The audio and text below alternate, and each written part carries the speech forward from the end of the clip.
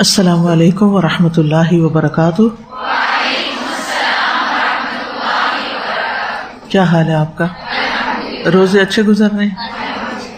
خوب اللہ کا ذکر ہوتا ہے؟ باتیں زیادہ ہوتی ہیں یا ذکر زیادہ ہوتا ہے؟ اپنا جائزہ لیا آپ نے کہ آج کے دن میں نے باتیں کتنی کی اور ذکر کتنا کیا؟ ہمارے دین میں نماز کی بہت زیادہ اہمیت ہے۔ نبی صلی اللہ علیہ وسلم دنیا سے رخصت ہوتے ہوئے جس چیز کی تاکید کر کے گئے وہ کیا تھی؟ نماز۔ اب صرف نماز پڑھ لینا ہی کافی نہیں، بلکہ اس بات کی فکر ہونی چاہیے کہ ہماری نماز قبول بھی ہو، کیونکہ اگر ہم محنت کرتے رہیں اور وہ آگے ایکسیپٹ ہی نہ ہو تو پھر فائدہ نہیں۔ نماز کی قبولیت کی شرائط میں سے اہم ترین شرط یہ ہے کہ نماز کو صحیح طریقے پر ادا کیا جائے اور نبی صلی اللہ علیہ وسلم کے بتائے ہوئے طریقے کے مطابق ادا کیا جائے، کیونکہ آپ کی ذات ہمارے لیے بہترین نمونہ ہے۔ لقد کان لکم فی رسول اللہ اسوۃ حسنہ، تمہارے لیے اللہ کے رسول کی ذات میں بہترین نمونہ ہے۔ اور صحیح بخاری کی روایت میں آتا ہے کہ نبی صلی اللہ علیہ وسلم نے ہمیں اپنی طرح نماز پڑھنے کا حکم دیا ہے۔ صلو کما رأیتمونی اصلی، تم اس طرح نماز پڑھو جس طرح تم مجھے نماز پڑھتے ہوئے دیکھتے ہو۔ تو صحابہ نے نبی صلی اللہ علیہ وسلم کی نماز کو دیکھا اور اسے آگے روایت کیا۔ تو نماز کے درست ہونے میں کچھ چیزیں بڑی اہم ہیں۔ صرف یاد دہانی کے طور پر میں چاہتی ہوں کہ کچھ چیزیں میں اس وقت آپ کے ساتھ دہرا لیا کروں تاکہ مجھے بھی یاد دہانی ہو جائے اور آپ کو بھی، اور ہم کانشیسلی شعوری طور پر اپنی نمازوں کو بہتر بنائیں۔ نماز میں سب سے اہم چیز جو ہے وہ نیت ہے، کیونکہ انما الاعمال بالنیات، اعمال کا دار و مدار ہی نیتوں پر ہے۔ اگر آپ کی نماز پڑھنے کی نیت نہیں اور ویسے ہی آپ منہ ہاتھ دھو رہے ہیں اور پھر مصلی پہ کھڑے ہو گئے ہیں تو یہ کافی نہیں، بلکہ ایک شعوری نیت بھی ہونی چاہیے۔ نیت کا تعلق کس سے ہے؟ دل سے ہے یا زبان سے؟ دل سے ہے۔ ابن القیم کہتے ہیں نیت کسی چیز کے کرنے کا ارادہ اور عزم کرنا ہے، ارادہ کرنا، اور اس کا مقام دل ہے۔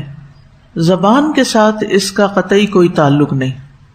اسی لیے ہم دیکھتے ہیں کہ نبی صلی اللہ علیہ وسلم اور آپ کے صحابہ میں سے کسی سے بھی کبھی بھی نیت کے سلسلے میں کوئی لفظ نہیں ملتا کہ آپ نے نیت کرنے کے لیے یہ مخصوص الفاظ پڑھے، ایسا نہیں ملتا۔ نماز شروع ہوتی تھی اللہ اکبر سے، نیت کہاں ہوتی تھی؟ دل میں، کہ فرض پڑھ رہا ہوں یا سنت پڑھ رہا ہوں یا صبح کی پڑھ رہا ہوں یا شام کی پڑھ رہا ہوں۔ تو نیت کے کوئی بھی الفاظ ہمیں حدیث کی کسی کتاب میں نہیں ملتے۔ نیت کہاں ہوگی؟ دل میں۔ آپ باقاعدہ سوچیں گے کہ اس وقت میں کیا کرنے جا رہے ہیں۔ اگر آپ بس ایسے کھڑے ہو گئے اللہ اکبر کر دیا اور نہیں سوچا کہ سنت ہے یا نفل ہے یا فرض ہے کیا نہیں، تو ایسے نماز ویلڈ نہیں ہوگی۔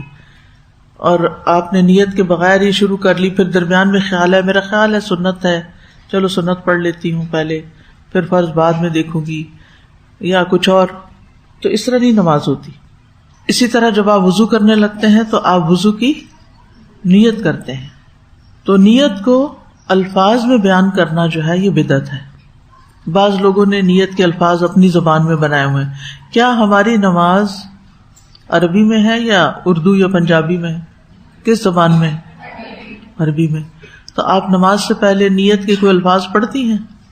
کچھ تو ضرور پڑھتے ہیں۔ میں خود پڑھتی تھی، میں مان ہی نہیں سکتی، پہلے پڑھتے تھے۔ اچھا آپ نہیں پڑھتے، شکر ہے، میری طرح ہی ہو گیا آپ ہی۔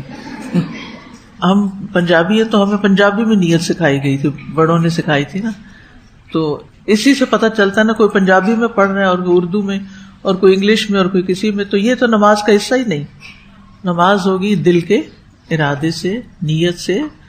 اور پھر یہ کہنے کی ضرورت نہیں کہ میں اس بات کی نیت کرتی ہوں کہ میں فلاں نماز پڑھنے لگی ہوں اور میرا رخ کعبہ کی طرف ہے، اور تو جو کام نبی صلی اللہ علیہ وسلم نے نہیں کیا، جو کام صحابہ نے نہیں کیا، پھر ہمیں بھی کرنے کی ضرورت ہے، ہمیں بھی نہیں کرنا۔ لیکن اگر کوئی آپ سے یہ آ کے کہے کہ ہمارے علماء کہتے ہیں، بڑے کہتے ہیں، بزرگ سارے یہ کرتے آ رہے ہیں اور آپ ان کا طریقہ چھوڑ رہے ہیں، تو پھر آپ کیا کہیں گے؟ ہمارے لیے بڑوں میں، بزرگوں میں، علماء میں اسوہ حسنہ نہیں، اسوہ حسنہ کس میں ہے؟ رسول اللہ صلی اللہ علیہ وسلم کی ذات میں، اور اتنا ہی کافی ہے۔ اگر آپ کی کبھی کسی سے اس موضوع پہ بات ہو تو یہ 2-3 چیزیں یاد رکھیں، اگر وہ نہ مانے تو جھگڑا بالکل نہیں کرنا کسی سے بھی۔ لکم دینکم ولی دین، انی اعلم ما لا تعلمون، ٹھیک ہے؟ آپ جو کر رہے ہیں علم کی بنیاد پہ کر رہے ہیں، ٹھیک ہے؟